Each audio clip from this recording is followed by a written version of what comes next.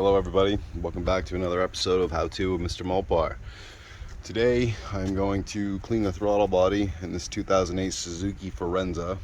My son just bought this car, it's his first car, great little car, really good on gas. But when we start it, it spits and sputters a little bit, and I'm quite sure that the throttle body is going to be all gummed up and dirty. So I'm going to remove it and clean it, and I'm going to show you guys how to do it. The throttle body on this car, this is a 2.0 liter 4-cylinder. Throttle body is located right here underneath your whole intake box. So the first thing you're going to do is you're going to get your clamp off. There should be one here, and there's going to be another one under there. If you happen to have a bit to hold drill bits, I believe it's a 1/4 inch, but they fit the clamps that came on this perfectly. So once you got your clamps loose, this should just pop off. You're going to unhook your hose there, just so you can get this out of the way more, and that's your throttle body right there. And you can see it is definitely pretty dirty. So I'm going to pause this, get that out of the way, and we'll pick back up.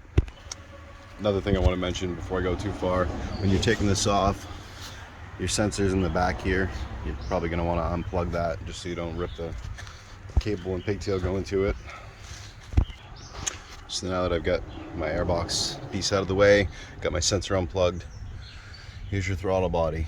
You're going to have lines coming into it on both sides with a clamp on each side, and then 4. It should be 10 millimeter. 1, 2, 3, 4. Unplug your sensor here, remove your 4 bolts, throttle body will come off, and then we'll clean it out. The best way that I found with these clamps, because they can be a pain, is just a decent pair of pliers. Something you can get a good grip with, and just work the clamp off.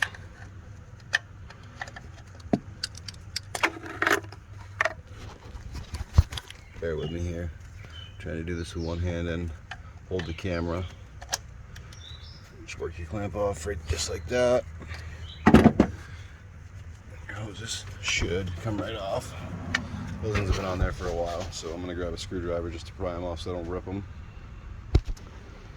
Admittedly, this is the first one of these that I've done on this kind of car, so I'm going to save you guys a little headache. I just learned the hard way.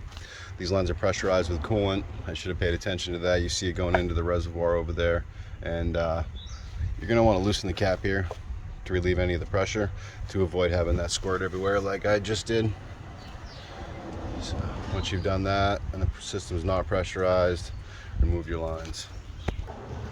The one line that's coming out of your reservoir, you're going to want to angle it up there just so gravity feed doesn't lose all your coolant you get in there. Now I'm going to get what should be the 10 millimeter and remove the 4 bolts after I unplug my clip here. So they were 10 millimeter. If you have an impact, it's a lot quicker than turning a ratchet, but if not, make do with what you got. But it is 10 millimeter. This one. I guess I'm gonna have to loosen them up without holding the camera. So I removed the plug, the 4 10 millimeters. One of the studs stayed in there while the other 4 came out. And exactly what I'd expected. She is very, very dirty, very gummed up. Should look like that, not be black. Now, they do make a spray that is throttle body cleaner. Unfortunately, they didn't have it when I went to get some, so I got carbon choke cleaner. Same idea. If they do have the throttle body cleaner specific, I would recommend that. Also, your little plug here, tape that off. You don't want to spray anything in there, just to keep it safe. And what I'm going to do is I'm going to use probably some Q-tips and the carbon choke cleaner. I'm going to get this all cleaned off. As thick as that is, I may put some in a bowl and soak it for a bit. We'll see how well it comes off, but you can see how thick that is and gross. And I do believe that once I get this cleaned and put back on, that will solve the spittering and sputtering problem when it starts, but we'll find out.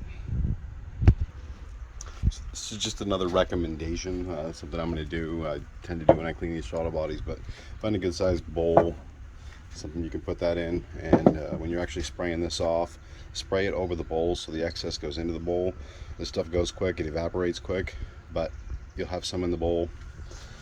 After the fact, you can use Q-tips to get in there and get the heavy thick stuff off. You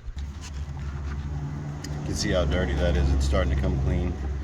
That stuff is just caked on there, and that's where your Q-tips and your bowl come in, because as quickly as it evaporates, you can use the excess that's in the bowl and not have to keep spraying it to waste everything you've got in the can. And just keep working at it. It will slowly dissolve it, but you can see how black that is and how clean it is when it looks like it should. You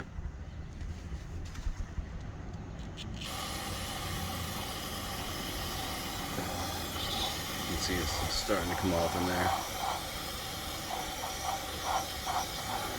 I am quite positive that's going to solve the problem of the spitting and sputtering when it starts. It ran fine, it just sputtered a little bit when it started. But you can see huge difference there in what it should look like and what it does or did look like. I'm going to go around and get this all clean all the way around the walls, and then I'm actually going to open this up here manually, cleaning around there, make sure it's good and clean, and I'll pick back up with you guys when I'm finished. So we got the throttle body all cleaned out. You can see how much better that looks now. That is a good clean throttle body. I'm going to let that dry, evaporate and dry for a while. And another thing that I would recommend, I'm going to do myself, is I'm going to spray some of that cleaner on a rag and just clean the surface right here. You can see it's pretty dirty and gummy inside there. It's not a lot you can really do unless you want to pull the whole intake off and clean that out, which I do not. I may try to wipe some of that heavy excess that you can see there out. But I'm going to get the surface all clean, so when I put it back on it, you know, it's going to make a good seal. And you can run gum out or something like that, you know, through the engine with some gas and stuff, or even some fuel system cleaner to help clean out the intake there. Well, that's another first for me. There's actually a little gasket under there.